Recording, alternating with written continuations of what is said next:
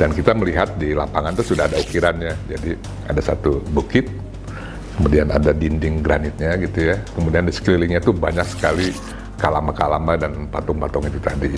Dia melihat ada migrasi manusia dari Sundaland atau dari Kalimantan ke Sulawesi ketika ada kenaikan muka air laut. Jadi ceritanya ini lebih smooth lah gitu ya. Tapi jelas kelihatan itu bangunan, bukan bukit alamiah. Memang lagi-lagi di dalamnya tuh ada bukit alamiahnya, ada satu bukit anti-clean lah, tapi di atasnya sudah dibangun, ada bangunan dari batu kelihatannya, dan cukup besar juga itu. Sebagai patung Palindo, itu yang paling besar, itu beratnya sampai 10 tonan mungkin ya.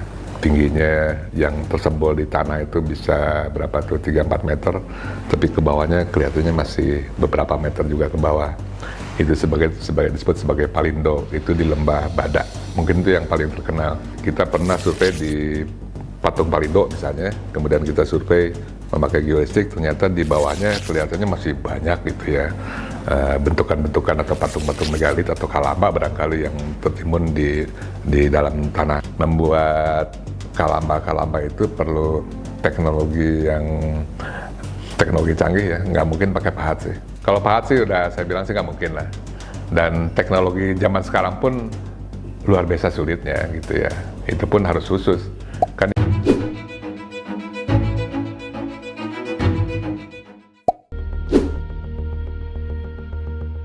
di jantung Sulawesi Tengah, tersembunyi di antara pegunungan dan lembah luas, berdiri ratusan batu raksasa yang hingga hari ini belum sepenuhnya terjelaskan.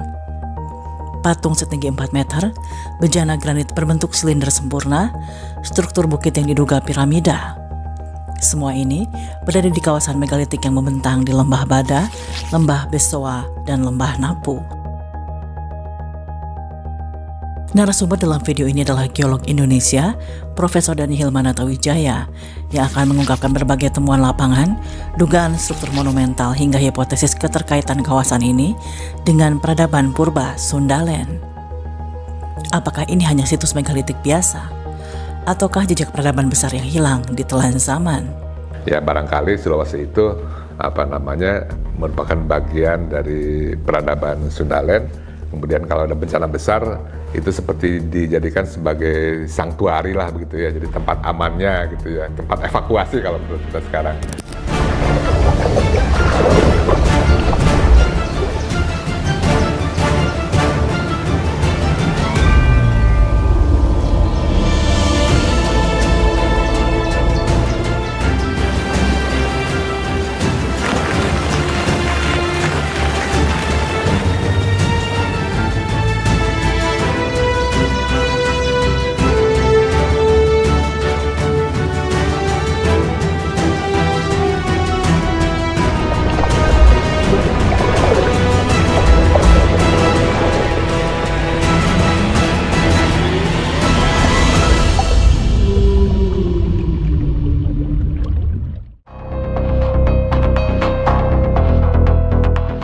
Kawasan situs megalitik prasejarah yang dilindungi di dalam Taman Nasional Lorelindo terdapat 3 lembah besar yang secara geografi terpisah, namun secara budaya tampak terhubung, yaitu Lembah Napu, Lembah Besoa, dan Lembah Bada. Ketiganya berada di kawasan pegunungan dengan ketinggian sekitar 700-900 meter di atas permukaan laut. Secara morfologi, lembah-lembah ini merupakan dataran luas yang relatif datar, dikelilingi perbukitan dan pegunungan curam. Posisi geografis seperti ini secara alami menjadikannya wilayah yang terlindungi dan strategis untuk hunian jangka panjang. Banyak artefak ditemukan tertimbun tanah sedalam beberapa meter, tersembunyi di hutan belukar, berada di tepi dan dasar sungai, bahkan muncul di lahan persawahan masyarakat. Artinya, yang terlibat hari ini kemungkinan hanya puncak gunung es. Nah, di 3 lembah besar ini kita menemukan banyak sekali megalitiknya, tinggalan megalitik ya, berupa ada banyak patung-patung dan juga kita sebut sebagai kalamba ya, jadi vas atau berbentuk silinder. Itu semuanya dari batuan granit, jadi ada patung-patung granit dan ada kalamba itu tadi, seperti silinder begitu ya, yang di tengahnya juga ada bolong. kemudian bentuknya macam-macam juga, ukirannya juga macam-macam. Demikian juga yang patungnya itu ada wajahnya, kemudian ada seperti bentuk tangannya begitu ya, dan rupanya pun macam-macam dan ada namanya juga. Nah, misalnya yang patungnya yang paling terkenal itu disebut sebagai patung Palindo, itu yang paling besar, itu beratnya sampai 10 tonan mungkin ya. Nah, kemudian ada patung lain yang disebut sebagai Tadulako, itu di Lembah Besoa. Itu patungnya pakai seperti mahkota gitu ya, seperti mahkota raja begitu. Kalau orang lokal atau para arkeolog menyebutnya sebagai panglima perang lah gitu ya, Tadulako. Itu yang sekarang menjadi nama jadi universitas di Palu itu. Nah, tapi selain itu banyak sekali yang sudah ditemukan. Patung-patung dan kalama megalit itu sampai lebih dari 300-an lah gitu ya, tersebar di 3 lembah besar itu. Dan menurut arkeolog setempat dan menurut perkiraan kita juga, kelihatannya masih banyak yang belum ditemukan. Apakah itu ada berada di hutan, kemudian kita juga melihat di sungai-sungai di dasarnya atau di tepinya ada banyak berserakan gitu aja gitu ya, belum jadi situs. Di sawah-sawah pun bahkan ada banyak kalama dengan patung-patung itu. Jadi kemungkinan bisa sampai ribuan gitu ya, seperti itu. Jadi intinya kita bicara tentang satu situs megalitik atau kawasan megalitik yang seperti di Pulau Paskah misalnya, Pulau Israel itu kan ribuan ya. Dan bentuk tangannya pun itu ada kesamaannya juga gitu ya. Jadi ini satu situs yang sangat luar biasa, satu situs yang sangat besar. Cuma sayangnya memang eksplorasinya masih terbatas lah begitu ya. Pemetaan keberadaan situsnya, kemudian juga umur absolut dari labnya juga belum ada gitu. Jadi narasinya masih terbatas. Itu sebabnya walaupun ini satu tinggalan megalitik yang luar biasa, tapi belum banyak dikenal oleh dunia internasional. Bahkan masyarakat Indonesia pun mungkin kebanyakan tidak tahu gitu ya. Yang menarik, artefak-artefak ini tidak terkonsentrasi dalam satu pusat tunggal. Mereka tersebar di berbagai titik, tetapi tetap berada di dalam satu sistem lembah yang saling berdekatan. Ini menimbulkan pertanyaan arkeologis penting. Apakah ini satu peradaban terpusat, atau jaringan komunitas besar yang saling terhubung? Sayangnya, pemetaan menyeluruh berbasis lidar dan survei arkeologi sistematis belum dilakukan secara komprehensif. Banyak area belum dieksplorasi secara ilmiah. Inilah sebabnya meskipun skalanya sangat besar, kawasan ini belum masuk dalam literatur arkeologi global. Padahal, potensinya setara dengan kompleks megalitik besar di dunia. Jika dibandingkan dengan situs megalitik dunia lainnya, skala kawasan ini tidak kecil. Luas sekali itu ya, luas sekali. Kan ada 3 lembah itu ya. Kalau lembah kan ada lembah Badak, Besoa, Napu. Nah, yang paling besar tuh lembah Napu. Napu tuh berapa itu diameternya sampai mungkin ada sampai 20 atau 25 km mungkin ya diameternya. Kalau lembah Besoa itu lebih kecil, mungkin sampai 15-an. Lembah Badak sekitar 15-an juga mungkin ya. 15 km persegi diameternya. Kalau yang Napu itu mungkin lebih sampai 40 km mungkin. Jadi ini besar, 3 lembah besar ya.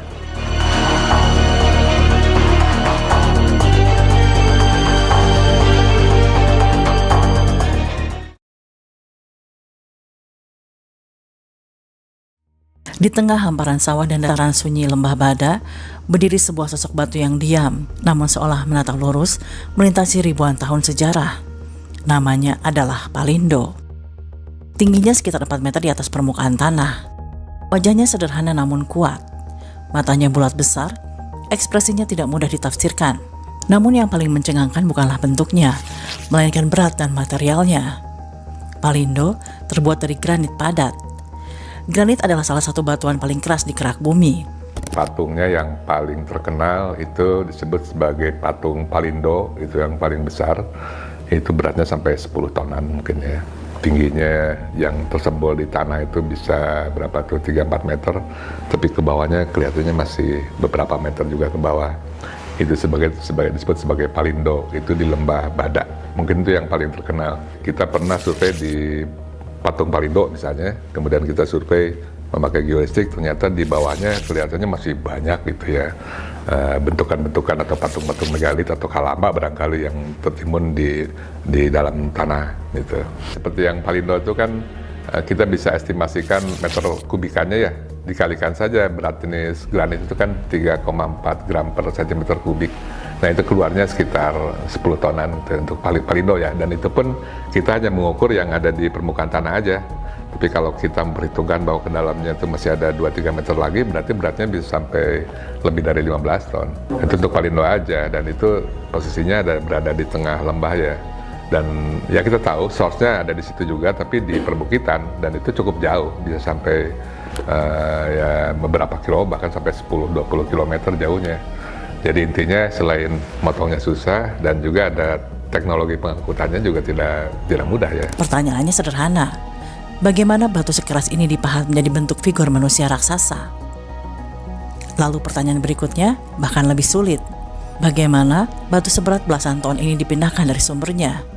Sumber granit berada di perbukitan sekitar lembah dengan jarak bisa mencapai 10 hingga 20 km. Itu berarti batu ini tidak terbentuk di tempatnya berdiri sekarang. Ia dipindahkan tanpa roda modern, tanpa derek hidrolik, dan tanpa alat berat. Sejauh ini tidak ditemukan bukti sistem transportasi kuno seperti rel kayu permanen, jalur batu khusus, atau struktur mekanik yang menjelaskan proses pemindahan tersebut. Apakah mungkin ratusan orang menariknya menggunakan kayu gelondongan? Mungkinkah menggunakan teknik tuas dan kemiringan lereng? Atau adakah metode lain yang belum kita pahami? Apakah ada metode pemanasan dan pendinginan ekstrim untuk memecah batu? Atau adakah pengetahuan teknik yang hilang dari catatan sejarah? Palindo bukan satu-satunya. Di lembah-lembah sekitarnya terdapat ratusan patung granit lainnya. Beberapa memiliki mahkota, beberapa berbentuk silindris, beberapa bahkan memperlihatkan ekspresi wajah yang sangat khas. Nah, di sana tuh yang lebih istimewa, salah satu yang istimewanya tuh ada yang disebut sebagai, ada istilahnya tuh, tapi itu seperti menhir ya, menhir ya, yang batu lingga ya, seperti batu lingga gitu, tapi di atasnya tuh ada arcanya, ada bentuk seperti manusianya gitu ya. Saya pikir itu, saya nggak tahu di tempat lain ada, tapi di Sulawesi itu ada yang seperti itu. Kalau di tempat lain di Indonesia nggak ada, jadi itu juga satu hal yang unik. Mengapa gaya artistiknya konsisten?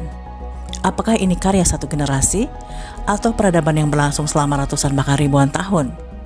Semakin dalam kita menganalisisnya secara teknis, semakin banyak pertanyaan muncul. Sejarah seringkali menunjukkan bahwa manusia prasejarah mampu melakukan pekerjaan luar biasa dengan metode sederhana namun cerdas. Namun di sisi lain, ketika melihat Palindo berdiri sunyi di tengah lembah, sulit untuk tidak bertanya, apakah kita benar-benar memahami kemampuan peradaban masa lalu? Ataukah ada bab dalam sejarah teknologi manusia yang belum sepenuhnya terungkap? Palindo tidak berbicara, ia tidak meninggalkan catatan tertulis. Ia hanya berdiri seolah menunggu kita menemukan jawabannya.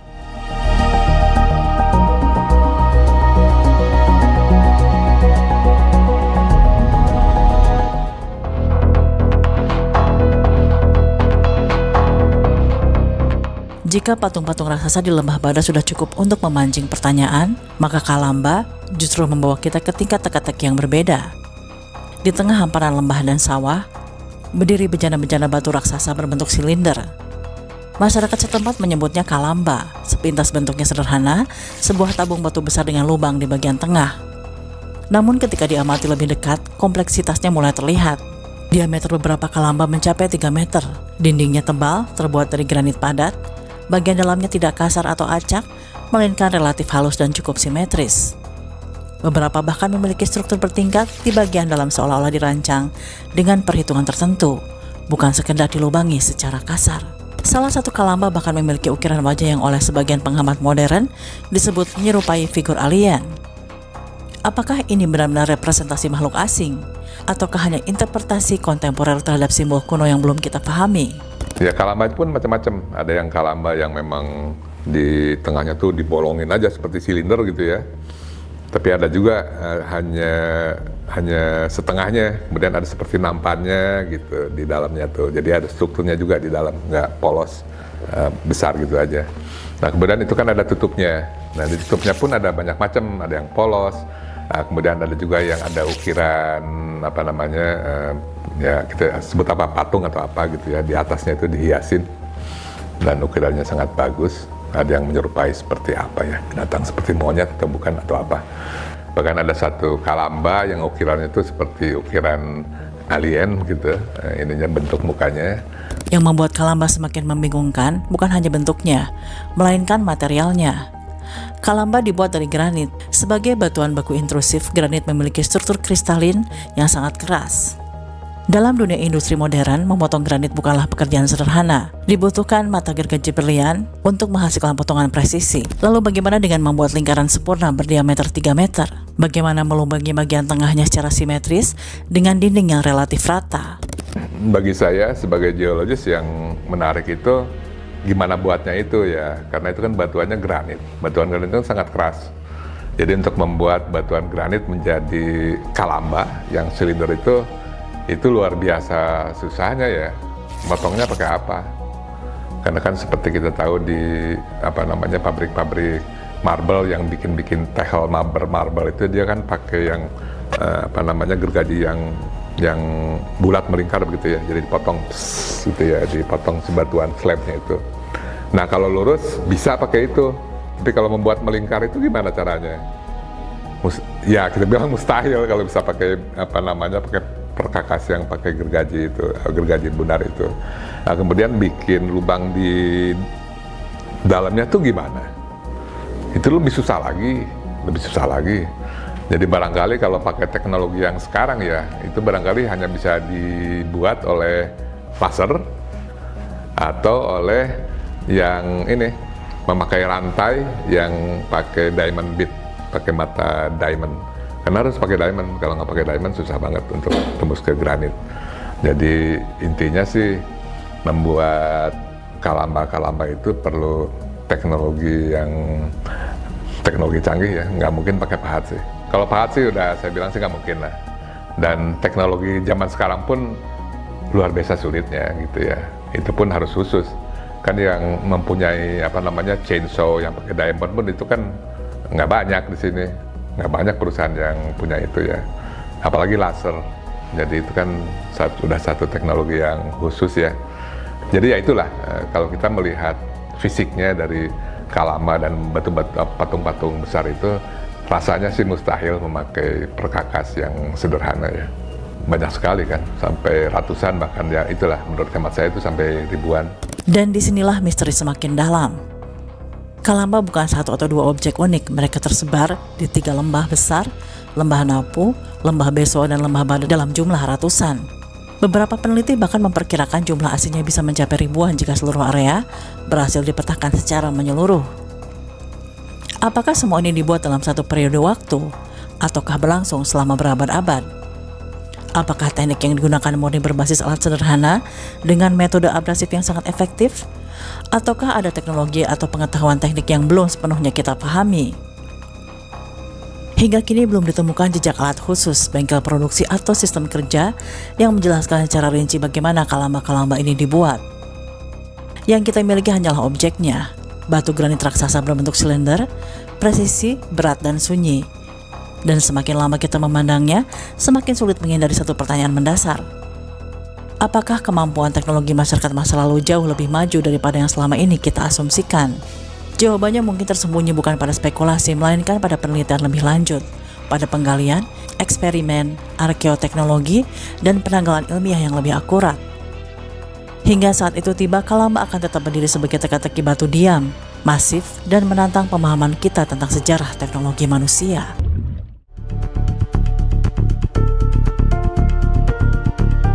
Di permukaan kawasan megalitik ini tampak sunyi dan sederhana, patung berdiri, kalamba tersebar, tanah membentang tanpa banyak petunjuk.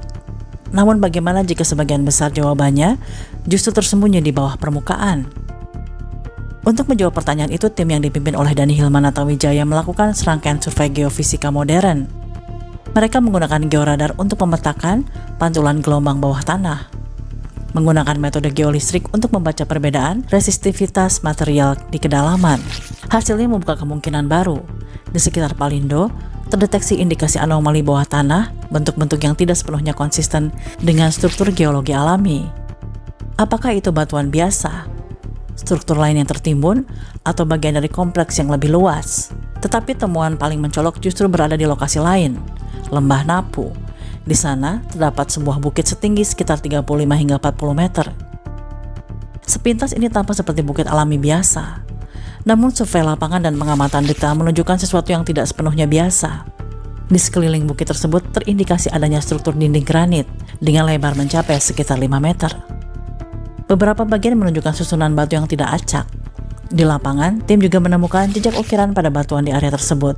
Struktur ini kemudian disebut menyerupai piramida.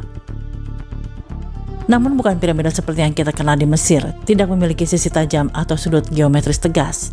Nah, kemudian di satu lokasi di Lembah Napu itu kita juga menemukan indikasi atau bentukan satu bangunan besar seperti piramid juga lah begitu ya, atau kalau piramid kan berbentuk segi-segi gitu ya. Kalau ini enggak, ini lebih smooth lah gitu ya. Tapi jelas kelihatan itu bangunan, bukan bukit alamiah. Memang lagi-lagi di dalamnya itu ada bukit alamiahnya, ada satu bukit anti-clean lah, tapi di atasnya sudah dibangun, ada bangunan dari batu kelihatannya, dan cukup besar juga itu. Dan di sampingnya itu, sekelilingnya itu ada dinding dari granit, berapa lebarnya ya, mungkin beberapa meter sampai 5 meter, dan kita melihat di lapangan itu sudah ada ukirannya. Jadi ada satu bukit, kemudian ada dinding granitnya gitu ya, kemudian di sekelilingnya itu banyak sekali kalama-kalama dan patung-patung itu tadi. Kita sudah lihat juga bukit itu, dan ya itu sangat potensial sebagai satu tinggalan monumen besar atau berupa bangunan di sana. Mungkin itu nanti akan menjadi objek yang sangat penting, karena itu barangkali yang pertama ditemukan di sana ya. Barangkali tidak sebesar seperti yang di Toba kan sampai 120 meter ya. Kalau itu enggak, itu hanya paling 35 sampai 40 meter lah. Jadi kira-kira sama dengan Borobudur. Borobudur kan 35 meter ya, ininya tingginya gitu. Ya seperti itulah kira-kira, tapi ya cukup besar juga. Itu merupakan satu bukitnya terlihat gitu ya. Dan itu tidak ditumbuhin tanaman. Terus kalau si dindingnya itu masih kelihatan. Dan itu pun kebanyakan masih ditutup oleh tumbuhan ya. Tapi sebagian sudah ada tersingkap, dan kita memang singkapkan juga. Nah itu yang kita tahu, kenapa kita tahu ada ukirannya gitu ya. Ya itu aja, jadi kelihatan, tapi ya masih masih ditutupin oleh tanah. Dan kita juga udah ada penggalian juga di sana, dan ternyata memang iya, jadi ditutupin oleh tanah gitu ya. Jadi kita pernah kita gali di kaki ya kita sebut piramid aja begitu ya. Kita gali sampai 3 meteran, ternyata ya itu ada timbunan tanah 3 meter. Nah di bawahnya tuh ada menhir besar gitu ya. Jadi artinya memang si bukit itu sudah ditimbun atau dilapisin oleh tanah. Ya kita sekarang masih belum tahu juga apakah itu secara alamiah atau sengaja ditimbun. Pertanyaannya pun mulai muncul, apakah ini murni bukit alami dengan fenomena geologi yang kebetulan menyerupai struktur buatan, ataukah bukit alami yang kemudian diperkuat, dilapisi, atau dimodifikasi oleh manusia? Penggalian awal hingga kedalaman sekitar 3 meter menunjukkan adanya lapisan timbunan tanah yang menutup bagian struktur tersebut. Di bawah timbunan itu ditemukan sebuah menhir besar. Fakta ini menambahkan kompleksitasnya. Apakah timbunan tanah tersebut hasil proses sedimentasi alami selama ribuan tahun? Ataukah penimbunan disengaja sebagai bagian dari konstruksi atau ritual tertentu? Seperti banyak misteri arkeologi lainnya, jawabannya tidak datang dari spekulasi, melainkan dari penggalian yang lebih dalam, penanggalan yang lebih akurat, dan analisis multidisipliner. Dan mungkin di bawah lapisan tanah yang masih menutup sebagian struktur ini, tersimpan potongan sejarah yang dapat mengubah cara kita memahami peradaban kuno di Sulawesi Tengah.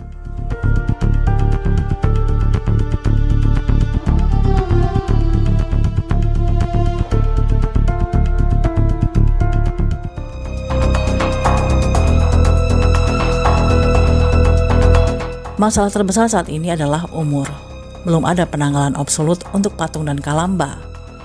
Beberapa studi menemukan jejak budaya sekitar 1000 Masehi, namun ini bukan umur pembuatannya.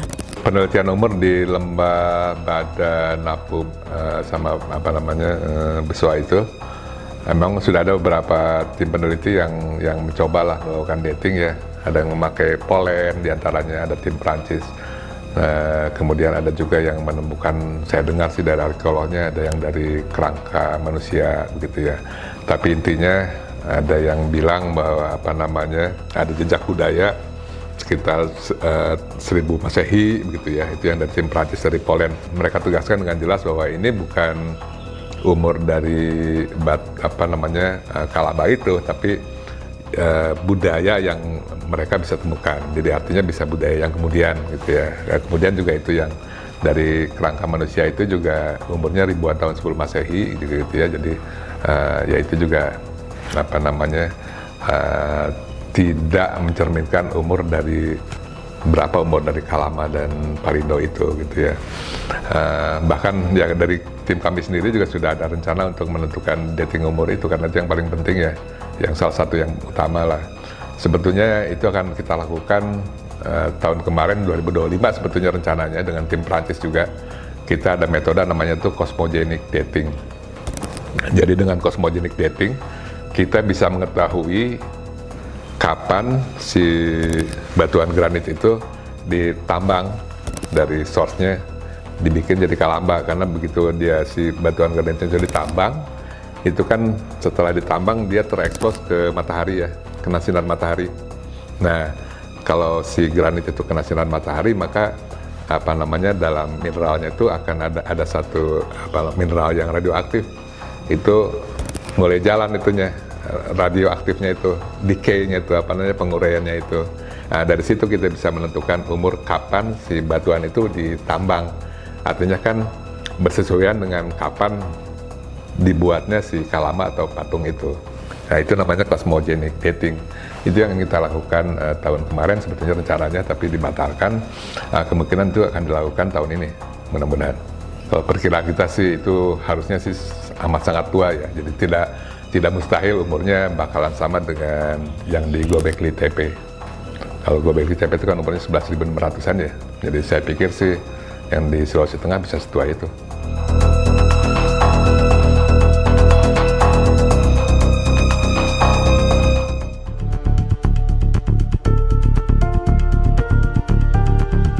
Jika hasilnya menunjukkan usia sekitar 12.000 tahun, maka hipotesis besar muncul. Profesor Dhani mengaitkannya dengan peradaban Sundaland daratan luas Asia Tenggara yang tenggelam pada akhir zaman es. Ia juga merujuk penelitian DNA oleh Stephen Oppenheimer yang menunjukkan adanya migrasi manusia dari wilayah Sunda ke Sulawesi ketika terjadi kenaikan muka air laut antara 20.000 hingga 10.000 tahun lalu. Walaupun Sulawesi terpisah oleh Selat Makassar yang dalam, bukan tidak mungkin wilayah ini menjadi bagian jaringan peradaban yang lebih luas atau bahkan tempat evakuasi ketika daratan utama tenggelam.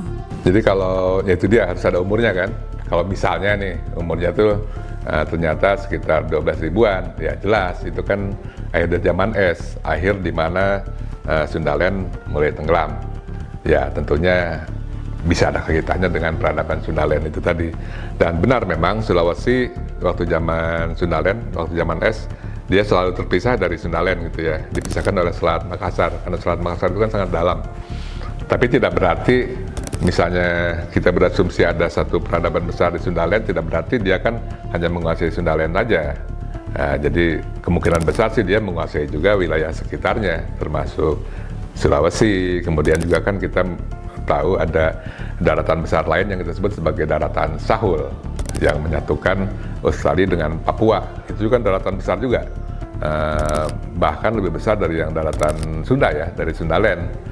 Nah itu pun saya pikir termasuk daerah kekuasaannya juga. Kalau misalnya ada peradaban, ya ini logika aja ya, kalau ada satu peradaban besar di Sundaland itu, ya nggak mungkin lah daratan atau wilayah lain yang di sekitarnya dibiarkan, kecuali ada yang menguasai juga, misalnya peradaban lain gitu ya, kecuali. Nah kalau yang di Sulawesi ini itu cukup menarik kalau kita melihat hasil dari risetnya Stephen Oppenheimer dari DNA. Nah, jadi dari hasil penelitiannya Stephen Oppenheimer dengan memetakan DNA-nya itu, dia melihat ada migrasi manusia dari Sundaland atau dari Kalimantan ke Sulawesi ketika ada kenaikan muka air laut. Jadi ceritanya sejak es mencair dari 20.000 sampai 10.000 itu, kenaikan muka air lautnya itu tidak smooth gitu naiknya tuh, enggak. Tapi dia itu seperti pulse, naik. Jadi ada 3 kenaikan muka air laut yang signifikan lah, yang besar 3 kali. Nah, itu yang dilihat oleh pemetaannya DNA oleh organisasi Phnom Penh Hammer itu, setiap ada kenaikan muka air laut yang tiba-tiba ada migrasi manusia dari Sundaland ke Sulawesi gitu ya. Jadi ya kalau kita mau berhipotesa atau merangkai satu cerita, ya barangkali Sulawesi itu merupakan bagian dari peradaban Sundaland. Kemudian kalau ada bencana besar, itu seperti dijadikan sebagai sanktuari lah begitu ya, jadi tempat amannya gitu ya, tempat evakuasi kalau menurut kita sekarang. Ya siapa tahu.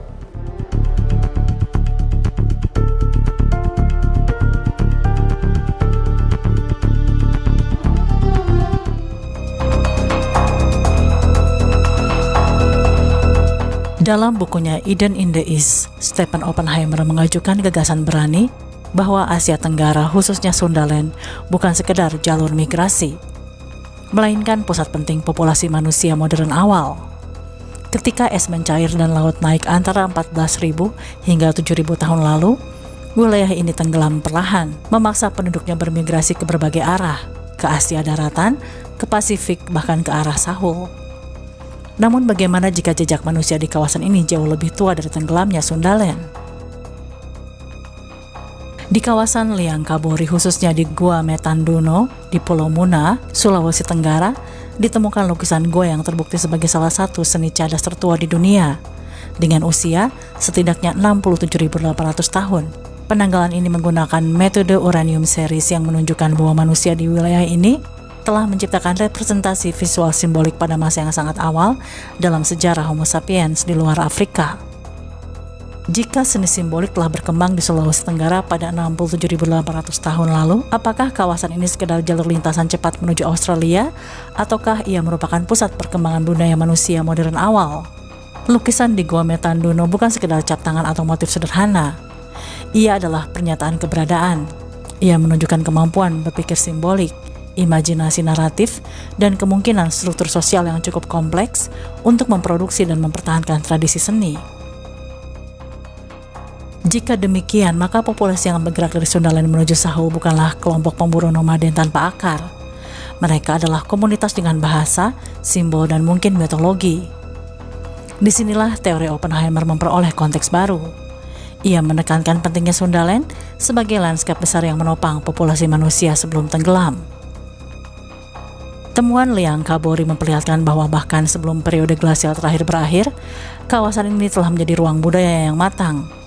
Jika manusia telah bercerita lewat gambar pada masa itu, maka perjalanan mereka menuju Sahul bukan hanya perpindahan tubuh, tetapi juga perpindahan gagasan. Dan mungkin pertanyaan paling penting bukan dari apakah migrasi ini terjadi dari Sundaland ke Sahul, melainkan di daratan purba yang kini tenggelam itu, peradaban macam apa yang pernah tumbuh dan hilang bersama naiknya laut?